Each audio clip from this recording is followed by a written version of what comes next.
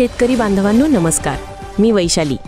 राज्याच्या हवामानात पुन्हा एकदा महत्त्वपूर्ण बदल होताना दिसत आहेत। मान्सूनचा जोर काहीसा कमी झाला असला तरी बंगालच्या उपसागरातील एका प्रणालीमुळे राज्यात पुन्हा पावसासाठी पोषक वातावरण निर्माण झालं आहे। आज 8 ऑगस्ट सकाळचे 9:30 वाजले आहेत। येणारे 24 तास आपल्यासाठी कसे असतील याची सविस्तर माहिती घेऊन मी आले आहे।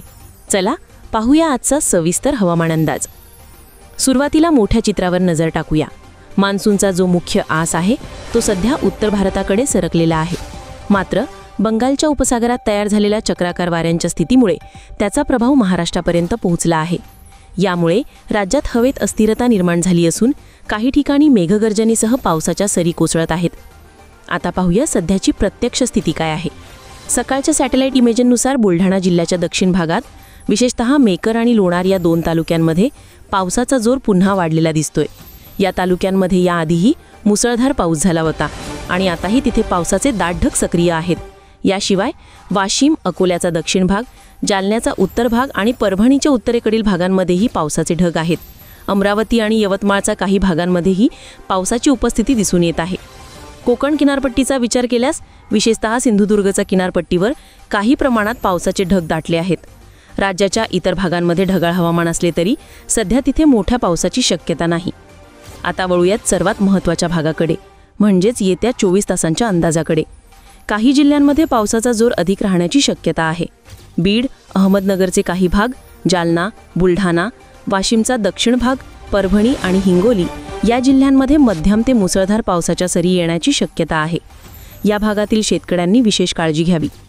या व्यतिरिक्त राज्याच्या मोठ्या भागात मेघगर्जनेसह मध्यम ते जोरदार सरींची शक्यता आहे। यामध्ये सिंधुदुर्ग, रत्नागिरी, पुणे, सातारा, सांगली, कोल्हापूर, सोलापूर, धाराशिव, नाशिक, जळगाव, छत्रपती संभाजीनगरचा उर्वरित भाग, बुलढाणा, अकोला, वाशिम, अमरावती, यवतमाळ, नांदेड, नागपूर, भंडारा, गोंदिया, गडचिरोली आणि चंद्रपूर या जिल्ह्यांचा समावेश आहे।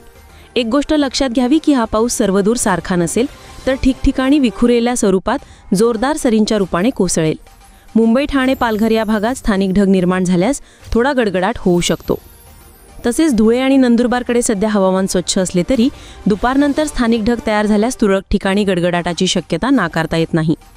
तर हा होता आजचा आणि येत्या 24 तासांचा सविस्तर हवामान अंदाज। आम्ही हवामानातील प्रत्येक बदलावर बारकाईने लक्ष ठेवून आहोत आणि त्याची अचूक माहिती तुमच्यापर्यंत पोहोचवत राहू। आणि अशाच महत्त्वाच्या बातम्या व अपडेट्स तुमच्या मोबाईलवर मिळवण्याकरिता स्क्रीनवर दिलेल्या व्हॉट्सअपवरती क्लिक करून आत्ताच आमच्या ग्रुपवरती सामील व्हा। मी वैशाली आणि आमची संपूर्ण टीम तुमच्यासाठी अशाच बातम्या घेऊन येत राहू। धन्यवाद।